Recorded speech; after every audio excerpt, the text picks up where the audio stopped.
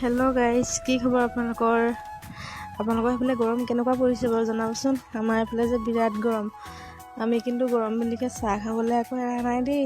যিমানেই লাগিলে ঠাণ্ডা নাখাওঁ কিয়, চাহটো আমাৰ কাৰণে মেইন।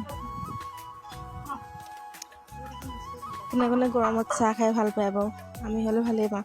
আৰু ইয়াত দেখিছে নহয়, আমি তিনিজনী জা-জোৱালি হয় দেই।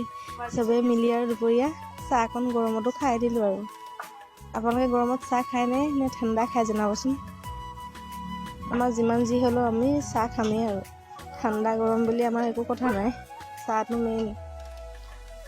ভাবিলোঁ ভিডিঅ'টো কৰি থলোঁ যেতিয়া আপোনালোককো দেখাওঁ আৰু কেনেকুৱা লাগিলে জনাব দেই। আৰু এনেকৈ মিলি জুলি খাই কিবা এটা ভাল লাগে ন।